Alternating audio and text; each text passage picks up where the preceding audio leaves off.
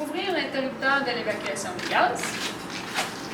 Ouvrir le robinet d'oxygène au complet pour un meilleur débit.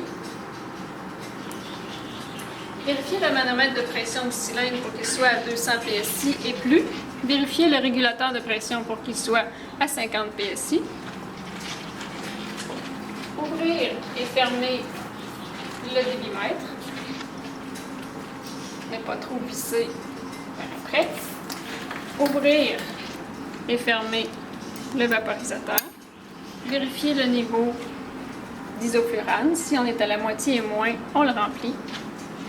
Et ensuite, on vérifie les flux. Pour le circuit réinspirant, on branche la sortie des gaz frais à ce circuit.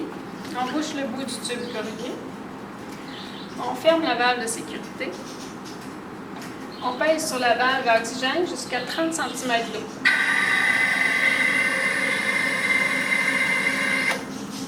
Il y a des fuites, puisque la pression ne devrait pas baisser de plus de 1 cm d'eau pendant 10 secondes. Par seconde pendant 10 secondes. On met un ballon neuf, puisqu'on a des fuites, et on refait les mêmes étapes.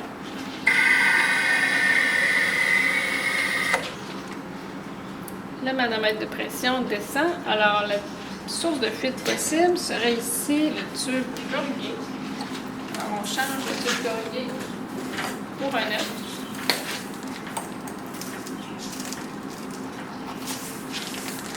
Et on refait les étapes.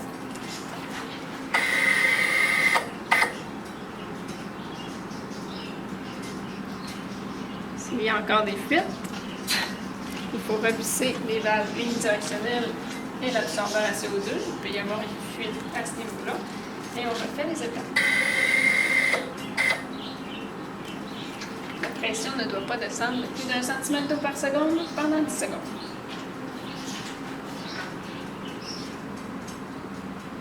S'il y avait encore des fuites, ce seraient les joints d'étanchéité.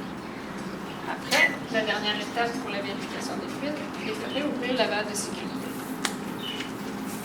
Maintenant, le circuit non réinspirant.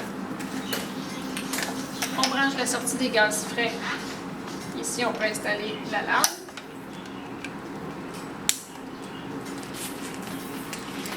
On bouche le bout du tube corrugé. On ferme la valve de sécurité en pesant sur la valve oxygène jusqu'à 30 cm d'eau. On entend la fuite. Premièrement, on change de ballon réservoir pour un ballon neuf. On refait les étapes.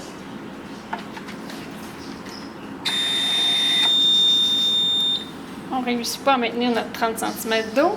Alors ici, on a une fuite dans le tube corrugé. On met un tube corrugé neuf.